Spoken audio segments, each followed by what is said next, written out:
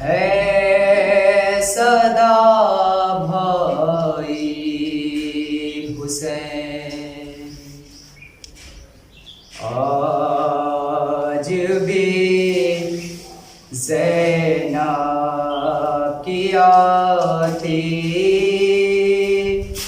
ہے صدا بھائی حسین، تیرا چہرہ تیری آنکھیں بھول کب پائی حسین، آج بھی زینب کی آتی ہے صدا بھائی حسین، چلتے ناکے سے گرایا خود کو جلتی ریت پر، چلتے ناکے سے گرایا خود کو جلتی ریت پر، گھٹنیوں کے بل میں تیری لاش تک آئی حسین، آج بھی زینب کی آتی ہے صدا بھائی حسین، بس میں گھبرائیت خنجر تجھ پہ چلتا دیکھ کر، بس میں گھبرائیت خنجر تجھ پہ چلتا دیکھ کر، پھر کسی مشکل میں گر کر میں نہ گھبرائی حسین، آج بھی زینب کی آتی ہے صدا بھائی حسین، کون تھا جو مرنے والوں میں نہیں تھا خوبرو، کون تھا جو مرنے والوں میں نہیں تھا خوبرو، بھولنے بیٹھے تو کس کس کی نہ یاد آئی حسین، آج بھی زینب کی آتی ہے صدا بھائی حسین، نعرہ صلوات۔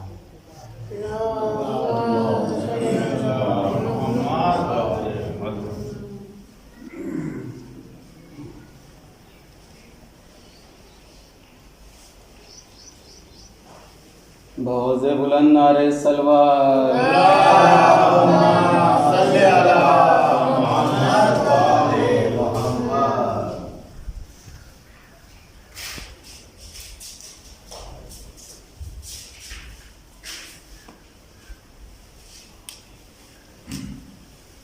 اللہ منکر الفاتح.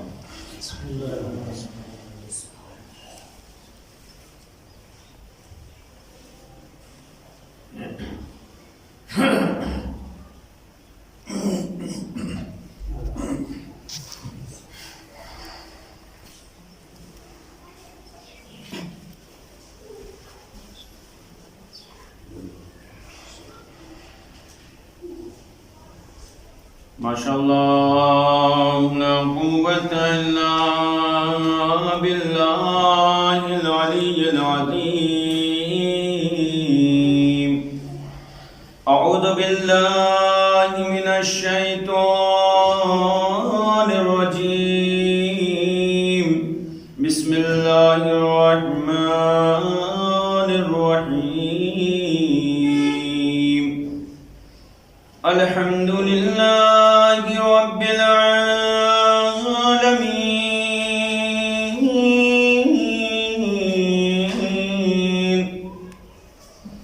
والجنة للموحدین والنار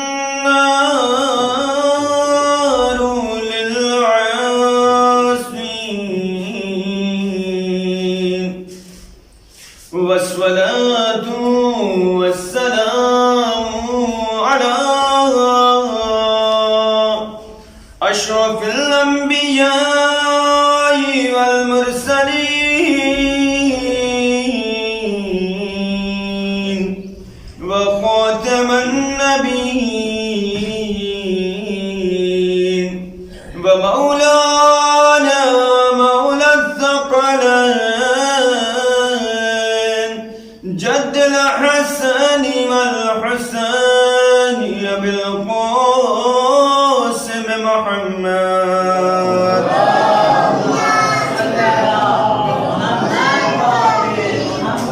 وآله الطيبين الطاهرين المعصومين المظلومين ولعنة الله على أعدائهم أجمعين من يومنا هذا إلى يوم الدين. أما بعد بسم الله الرحمن الرحيم. رب اشرح لي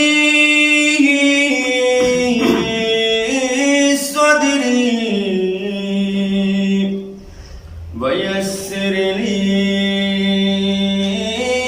أمري واحلل عقدة من لساني يفقهوا قولي. وقال الله تعالى أيضا في القرآن الكريم. بسم الله الرحمن الرحيم. لقد كان لكم في رسول الله أسوة حسنة لمن كان يرجو الله واليوم الآخر وذكر الله كثيرا. صلوات محمد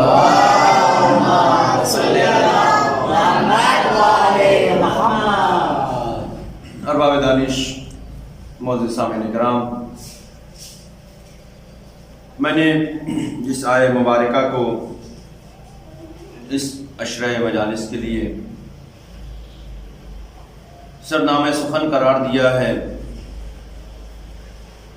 وہ قرآن مجید کی سورہ احزاب اور سورہ احزاب کی آیت نمبر 21،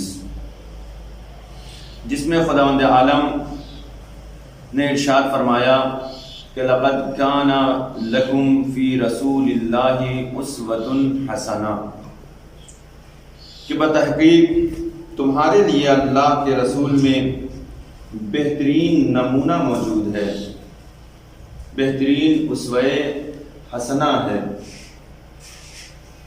کس کے لیے؟ لمن کانا یرجو اللہ والیوم الآخر، اس کے لیے، اس شخص کے لیے کہ جو اللہ اور روز قیامت پر یقین رکھتا ہے اور ایمان رکھتا ہے.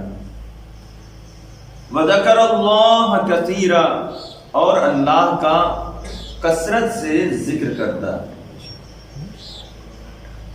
دو چیزیں ہیں.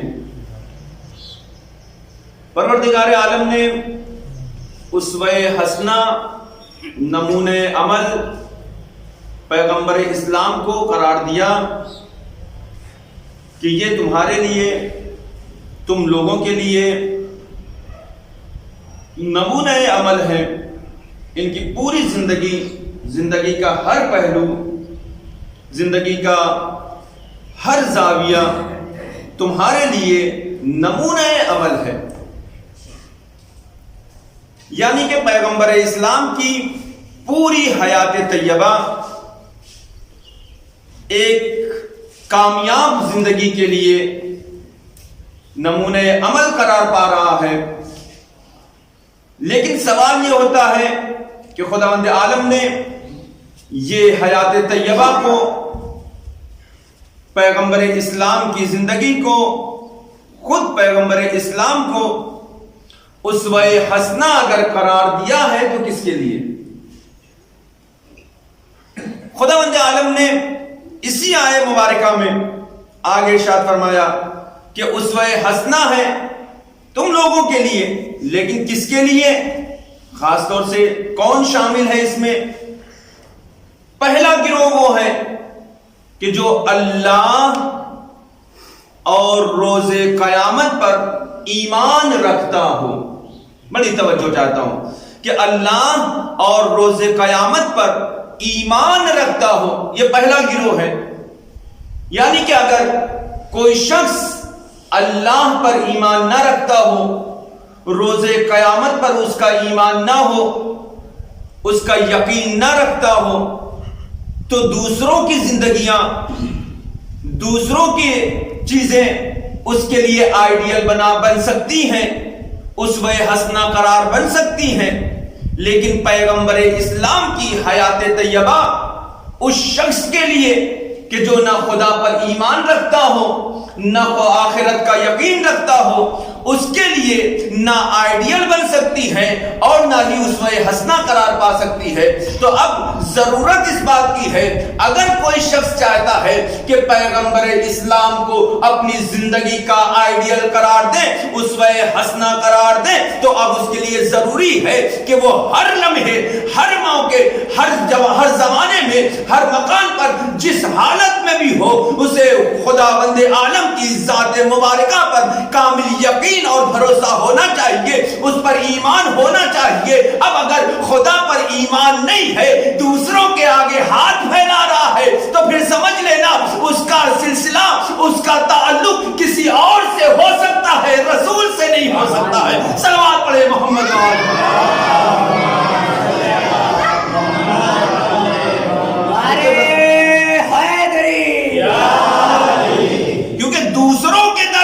سر کو جھکانے والا کبھی بھی حیات طیبہ رسول کو اپنی زندگی میں آئیڈیل نہیں بنا سکتا ہے. جب آئیڈیل بنا سکتا ہے، وہی شخص بنا سکتا ہے کہ جو شخص صحیح معنوں میں خداوند عالم پر ایمان رکھتا ہو، اس پر ایقان رکھتا ہو، اس پر یقین رکھتا ہو، یقین محکم رکھتا ہو، چاہے جس حالت میں بھی ہو. اب چاہے غربت کا زمانہ ہو تو بھی اس کا یقین محکم ہوا کرتا ہے، چاہے وہ تنگ دلی کا زمانہ ہو، اس حالت میں بھی وہ خدا پر یقین رکھتا ہے. تنگ دستی کا زمانہ ہو، اس وقت بھی وہ خدا پر یقین رکھتا ہے. چاہے دولت کا زمانہ ہو، خدا پر یقین رکھتا ہے. خوشی کا عالم ہو، خدا پر بھروسہ رکھتا ہے. غم آ جائے، خدا پر بھروسہ رکھتا ہے. اب اس کا ایمان یہ ہوتا ہے یہ خوشی اب ہماری خوشی نہیں ہے، وہ خدا کی خوشی ہے، یہ غم ہمارا غم نہیں ہے، یہ خدا کا غم ہے، کیونکہ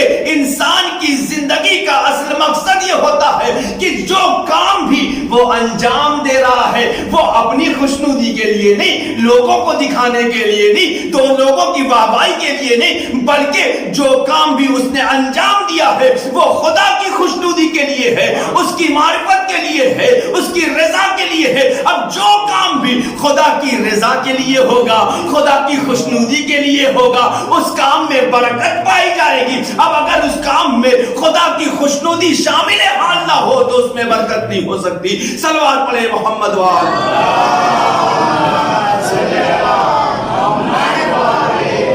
لہذا پیغمبر اسلام کی حیات طیبہ اور دوسرا وہ گروہ ہے کہ جس کے بارے میں پیغمبر خداوند عالم نے ارشاد فرمایا کہ دوسرا گروہ کون سا ہے؟ دوسرا گروہ وہ ہے کہ وہ ذکر اللہ کثیرا، تھوڑا بہت نہیں، ایک دو لمحہ نہیں، بلکہ وہ ذکر اللہ کثیرا، اللہ کا کثرت سے ذکر کیا کرتے ہیں۔ اب انشاءاللہ اس پر میں سیر حاصل گفتگو کروں گا، آپ کے سامنے کچھ مفروضات کو پیش کروں گا آگے کی مجالس میں، لیکن صرف ایک جملہ پیش کر کے آگے بڑھ جاؤں کہ ذکر اللہ، پہلی صفت جو اللہ پر اور روز قیامت پر یقین رکھتا ہو اور ایمان رکھتا ہوں، توجہ چاہتا ہوں، یعنی کہ با ایمان ہو بے ایمان نہ ہو، توجہ چاہتا ہوں، با ایمان ہو بے ایمان نہ ہو۔ اب یہ نہ دیکھیے کہ بہت سے لوگ کلمہ پڑھتے ہیں، کلمہ پڑھ لینا کمال نہیں ہے، کلمہ پڑھنے کے ساتھ ساتھ با ایمان ہونا کمال ہوتا ہے۔ صلوات پڑھے محمد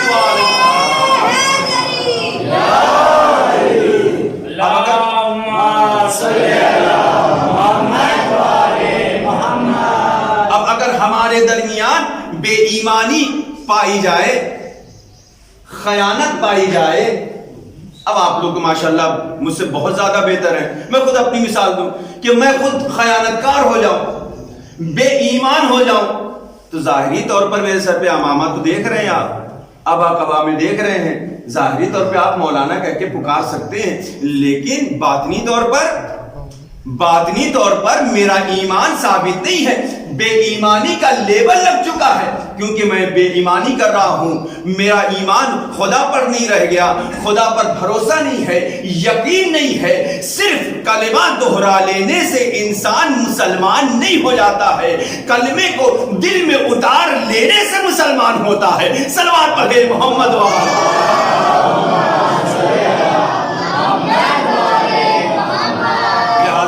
اللہ پر یقین رکھتا ہو اور قیامت پر بھروسہ رکھتا ہو، یقین رکھتا ہو، اگر اس کا یقین قیامت پر نہیں ہے اور خدا پر نہیں ہے تو پھر یاد رکھنا کہ وہ مسلمان نہیں ہے، وہ مومن نہیں ہے، وہ اسوہ حسنہ رسول کو اپنی زندگی میں شامل نہیں کر سکتا۔ اب ایک سوال میں یہاں پہ کرتا چلوں کہ خداوند عالم نے اور چیزوں کے بارے میں خداوند عالم بیان کر سکتا تھا، کہہ سکتا تھا کہ خدا پر ایمان، اس کی کتاب پر بھی ایمان ہونا چاہیے، توجہ چاہتا ہوں، اس کے رسولوں پر بھی ایمان ہونا چاہیے، روز محشر پہ بھی ایمان ہونا چاہیے، حشر و نشر پر بھی ایمان ہونا چاہیے۔ یہ کیا کہ خداوند عالم نے اس آیہ مبارکہ میں صرف دو لوگوں کے ایمان کی باتیں کیا ہے، ایک خدا پر ایمان اور ایک قیامت پر ایمان۔ توجہ چاہتا ہوں، ایک خدا پر ایمان اور ایک قیامت پر ایمان، یعنی کہ خدا پر بھی ایمان رکھتا ہو، قیامت پر بھی ایمان رکھتا ہو۔ پتہ چلا بہت سے ایسے لوگ ہیں کہ جو خدا خدا کرتے تو ہیں، لیکن ان کا سب کچھ، ان کی ساری دنیا یہی ظاہری دنیا ہوا کرتی ہے، وہ قیامت پر بھروسہ نہیں رکھتے ہیں۔ جب قیامت کی باتیں آتی ہیں، روز حساب کی باتیں آتی ہیں، روز محشر کی باتیں آتی ہیں، تو وہ کہتے ہوئے نظر آتے ہیں اب جو کچھ کرنا ہے یہاں کر لو، وہاں کس نے دیکھا ہے، جو ہوگا وہاں دیکھ لیا جائے گا۔ نہیں، یہاں جو ہونا ہے اسے دیکھنے کی بھی ضرورت ہے، وہاں جو ہوگا وہاں بھی دیکھنے کی ضرورت۔ صلوات پڑھے محمد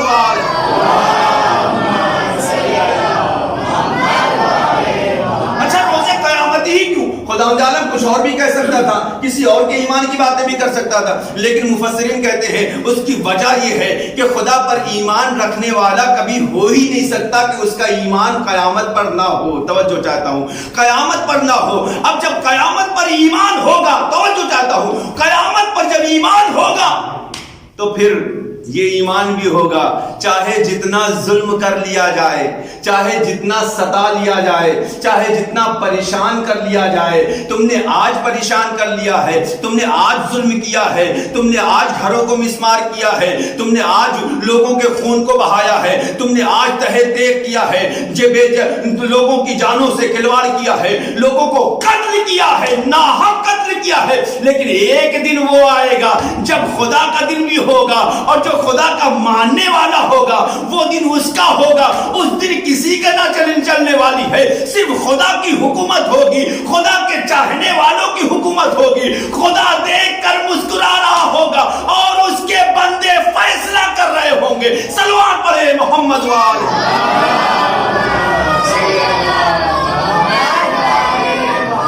یعنی شفاعت کا حق اگر کسی کو حاصل ہوگا تو اس کے خاص بندوں کو حاصل ہوگا۔ روز قیامت کسی اور کو شفاعت کا حق حاصل نہیں ہوگا۔ جو شفاعت کا حق رکھتے ہوں گے صرف وہ ہوں گے کہ جو خدا کی رضا پر راضی ہوں گے اور خدا بھی ان کی رضا پر راضی ہوگا۔ وہ خدا بند عالم کے تمام امور کو انجام دینے والے ہوں گے، لہذا خدا بند عالم سارا کنٹرول اور سارا اختیار ان کو دے دے گا، اور پھر کہے گا آج کا دن تمہارے لیے ہے، آج روز حساب تمہارے لیے ہے، تم جس کی چاہو شفاعت کرو، جس کو چاہو جہنم میں ڈالو۔ اس لیے روایتوں میں ملتا ہے کہ وہاں پر کسی کی شفاعت کام نہیں آئے گی، کسی کی سفارش کام نہیں آئے گی۔ لوگ ادھر ادھر دیکھ رہے ہوں گے کہ ہم تو ان کے ساتھ رہا کرتے تھے، ہم تو ان کے ساتھ زندگی گزارتے تھے، شاید یہ ہماری شفاعت کر دے، شاید یہ ہماری شفاعت کر دے۔ لیکن روز قیامت خداوند عالم نے ہر ایک کو شفاعت کا اختیار نہیں دیا ہے، اہل بیت کو شفاعت کا اختیار دیا ہے۔ اب جو ان کا محب ہوگا، جو ان کا چاہنے والا ہوگا، یہ ان کی شفاعت کرتے ہوئے نظر آئیں گے، اور ان کے محب ان کے ساتھ جنت میں داخل ہوں گے، اور جب جنت کے دروازے پر پہنچیں گے تو پھر ایک ندا آئے گی، آؤ جنت کو بنایا ہے ہم نے تمہاری محبت میں۔ صلوات پڑھے محمد والے۔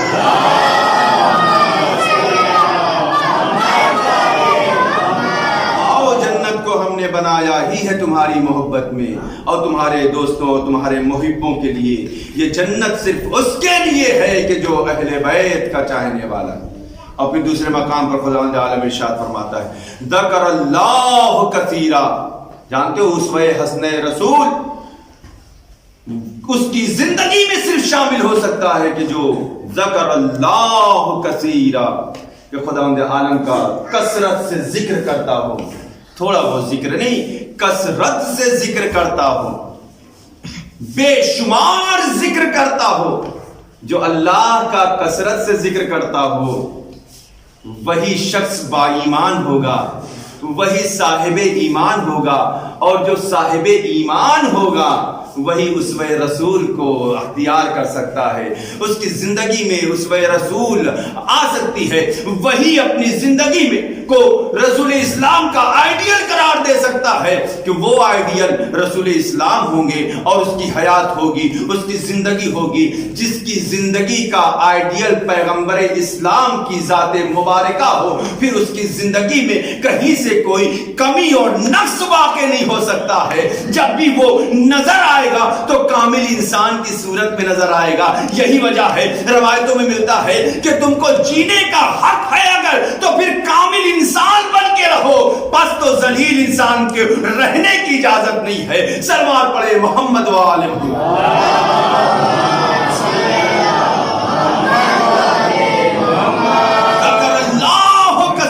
ذکر اللہ کثیرہ، خدا کا کثرت سے ذکر کرتے ہو۔ کتنا ذکر، کیسا ذکر، ایسا ذکر کہ جو ہر ذکر خدا کا ذکر ہو، ہر ذکر خدا کا ہو۔ اب یہ کیسے ہو سکتا ہے کہ ہمارا ہر ذکر خدا کا ذکر ہو؟ بھائی خدا کے ذکر میں سے کون کون سے ذکر پائے جاتے ہیں؟ آپ تسبیح پڑھیے، یہ خدا کا ذکر ہے۔ آپ الحمد پڑھیے، یہ خدا کا ذکر ہے۔ قرآن پڑھیے، یہ خدا کا ذکر ہے۔ آپ نماز پڑھیے، یہ بھی ذکر خدا ہے۔ آپ خدا کی عبادت کریے، یہ بھی ذکر خدا ہے۔ لیکن مسئلہ یہ ہے کہ عبادت کا مفہوم کیا ہے؟ عبادت کے مفہوم کو ہم نے سمجھا یا نہیں سمجھا ہے؟ عبادت کا اصل مفہوم کیا ہے؟ کیا صرف نماز پڑھ لینے کا نام عبادت ہے؟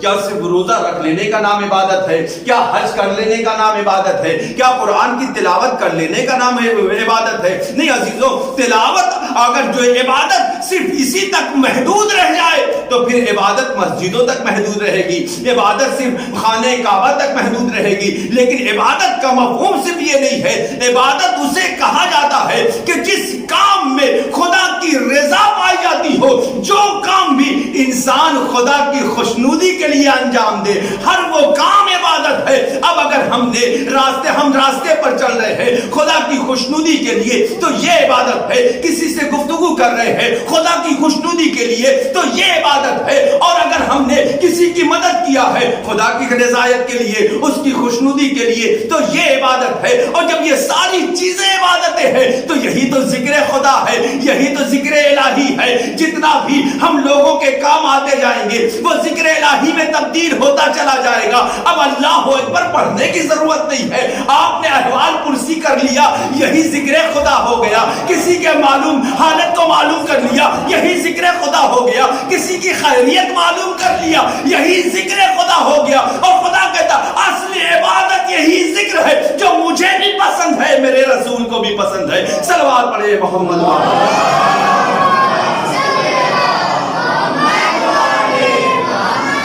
اصل عبادت یہ ہے کہ جس میں خدا کی رضایت اور خدا کی خوشنودی پائی جائے، اور اگر خدا کی خوشنودی نہیں پائی جاتی ہے تو اسے اصل عبادت نہیں کہا جا سکتا۔ بس عزیزو، میں نے آپ کی زحمت کو تمام کیا۔ ذکر الہی انشاءاللہ اس پہ گفتگو کروں گا کہ ذکر الہی کہتے کسے ہیں، اصل ذکر الہی ہے کیا، اور کیسے اسوہ رسول اور صفات رسول کو میں شامل کیا جا سکتا ہے۔ کیا پیغمبر اسلام کی زندگی میں ذکر الہی کا نمونہ ملتا ہے یا نہیں ملتا؟ پیغمبر اسلام کی حیات طیبہ وہ ہے کہ ازواج فرماتی ہیں کہ کوئی لمحہ ایسا نہیں گزرتا تھا کہ جب پیغمبر اسلام ذکر الہی نہ کر رہے ہوں۔ جب صبح و شام ہم نظر دوڑاتے تھے تو پیغمبر اسلام ذکر الہی میں مصروف رہا کرتے تھے، ذکر خدا کیا کرتے تھے۔ کیسا ذکر جو خدا کو پسند ہے۔ بس عزیزو، یہ ذکر الہی اور ذکر خدا وہ شے ہے کہ جو انسان کو ضلالت و پستی سے نکال کر کمال کی منزلوں پر لے جایا کرتی ہے۔ انسان اگر ذکر الہی کو اپنا حربہ قرار دے اور اپنی سپر قرار دے تو یقینی معنوں میں وہ ذکر الہی وہ شے ہے کہ جس کا کوئی دنیا کی کوئی طاقت مقابلہ نہیں کر سکتی ہے۔ یہی وہ ذکر الہی ہے کہ جب ایک خدا کا معمولی بندہ، خدا کا چھوٹا سا بندہ، ایک معمولی سا بندہ جب ذکر الہی میں مشغول ہوتا ہے اور تسبیح کے دانوں کو انگلیوں پر پھیرنا شروع کرتا ہے، اللہ اکبر پڑھنا شروع کرتا ہے، تو دنیا کی بڑی بڑی طاقتیں وہ زیر ہو جایا کرتی ہے صرف اس کے ایک اللہ اکبر کی آواز۔ یہ ذکر الہی، اور ذکر الہی کا ایسا ذکر کہ جو اللہ کو پسند، اس کے رسول کو پسند، اس کے اہل بیت کو پسند ہے۔ آج 2 محرم ہو گئی عزیزوں، ہم جن کا ذکر کرنے کے لیے بیٹھے ہیں نا، یہ وہ شخصیتیں ہیں کہ جن کے بارے میں دشمن نے بھی اقرار کیا کہ یہ وہ لوگ ہیں کہ شب عاشور آ گئی، لوگوں کو پتا ہے کہ صبح میں سب شہید ہو جائیں گے، قتل ہو جائیں گے، لیکن ہر خیمے سے تسبیح و تہلیل کی آوازیں بلند ہیں، اللہ اکبر کی آوازیں بلند ہیں، سبحان ربی الاعلیٰ کی آوازیں بلند ہیں۔ میرے چھوٹے بچوں، میرے دوستوں، صرف بڑے نہیں بلکہ دشمن کہتا ہے کہ ہم نے بچوں کی دن میں تو آواز العطش کو سنا، لیکن جب رات کا ماحول آیا تو ہم نے جہاں بڑوں کی آوازوں کو سنا کہ وہ تسبیح خدا میں مشغول تھے، وہیں بچے بھی کہہ رہے تھے سبحان ربی الاعلی و بحمدہ، سبحان ربی العظیم و بحمدہ، سبحان اللہ، اللہ اکبر کی آواز سے کربلا کی فضا منور ہو گئی. لا الہ الا اللہ. لیکن ہاں عزیزو، معمولاً ایک ذکر کیا جاتا ہے. وہ ذکر کیا؟ آج 2 محرم، یہ تو حسین کے خیمے کا عالم تھا، حسین کے بچوں کا عالم تھا. لیکن کبھی تصور کیا آپ نے کوفے کے غربت کے ماحول میں، جہاں کوئی اپنا نہ ہو، نہ کوئی اپنا چاہنے والا ہے، نہ کوئی محبت کرنے والا ہے، نہ کوئی سہارا دینے والا ہے. ذرا تصور کریں آپ، ایسے عالم میں 2 ایسے چھوٹے چھوٹے ننھے بچے ہیں جسے یتیمان مسلم کہا جاتا ہے. بس عزیزوں، میں 2 جملے مسائل کے پڑھوں گا تو تصور کریے گا، خوب روئیے گا. یتیمان مسلم کے یتیم 2 بچے، کمسن بچے جو دوسرے شہر سے ناآشنا. کبھی تصور کیا ہے آپ کے ساتھ، آپ کے ہمراہ کسی انجان شہر میں آپ کے بچے ہوں اور آپ کے بچوں کا ساتھ آپ سے چھوٹ جائے؟ انسان کی زندگی درہم برہم ہو جاتی ہے. میرے بچے کہاں غائب ہو گئے، میرے بچے کہاں چھوٹ گئے؟ اور ذرا بچوں کے دل سے پوچھیے، وہ ننھے بچے جو کسی کو نہیں پہچانتے، کسی کو نہیں جانتے، کس کے گھر جائیں، کس سے مانگے، کس سے پوچھیں؟ اور اگر یہ بھی پتا ہو کہ زمانہ پرآشوب ہے، ہر ایک ہمارا دشمن ہے، تو انسان راستے بھی نہیں پوچھ سکتا ہے کہ بھائی بتا دو مدینے جانے کا راستہ کدھر سے، بھائی بتا دو قبیلے بنی ہاشم کو راستہ کون سا جاتا ہے. بس ایک روایت کو میں پیش کرتا ہوں عزیزو. ہاں، روایت کا جملہ ہے، 2 بچے دن بھر کے تھکے ہوئے، راستے کے تھکے ہوئے یتیمان مسلم، رات کا جب وقت ہوا ایک درخت پر بیٹھ گئے، کچھ دیر ذکر الہی میں مشغول رہے، ذکر الہی کرتے رہے. ایک بھائی دوسرے بھائی کو سہارا دیتا رہا، بھیا ارے میں تو ہوں تمہاری مدد کے لیے. دوسرا بھائی کہتا تھا، بھیا تم سو جاؤ، میں تمہاری نگہداری کروں گا. چھوٹا بھائی کہتا تھا، نہیں بھیا آپ آرام کریں، میں آپ کی حفاظت کروں گا. ایسے عالم میں دونوں کی آنکھ لگی. زدارو، آپ جانتے ہیں نا، صبح کا جب ماحول ہوتا ہے، ابھی جب سورج طلوع نہیں کرتا ہے، چاند کی روشنی ہوتی ہے اور اذان صبح سے پہلے وہ چاند کی روشنی پورے دیار کو منور کیے ہوتی ہے. ایسے ہی عالم میں ایک ضعیفہ اپنے گھر سے نکلی تاکہ کنویں سے پانی کو نکالے. ایک مرتبہ جیسے ہی اس نے کنویں کی طرف نظر کو دوڑایا، ایک عجیب منظر دیکھا. 2 چاند منور ہے. ہاں زیادہ رو، 2 چاند ہے کہ جو اپنی روشنی کو بکھیر رہے ہیں. وہ کہتی اللہ یہ کیسا وقت ہے، میں نے 2 چاند کو کبھی نہ دیکھا، آج ایک وقت میں 2 چاند نظر آ رہے ہیں. ارے نظروں کو اٹھا کر دیکھا تو 2 ننھے بچے درخت پر آرام کر رہے ہیں. اے عزادارو، میں نے سارے مسائل کو تو چھوڑ دیا، لیکن ہاں ایک جملہ تو ضرور پڑھوں گا. ہاں اس کو آپ تصور کریں. ہاں یہ ضعیفہ بچوں کو گھر لے کے آتی ہے، ہاں کھانا دیتی ہے، پانی دیتی ہے. بڑے دنوں کے بعد کوئی محبت سے بات کرنے والا ملا، کوئی پیار کرنے والا ملا، کوئی ہاتھ پھیرنے والا ملا. ایک مرتبہ بچوں سے ضعیفہ پوچھتی ہے، میرے لاڈلو، میرے بچوں، ارے تم کہاں کے رہنے والے ہو؟ خدا کسی کو یہ دن نہ دکھائے عزادارو.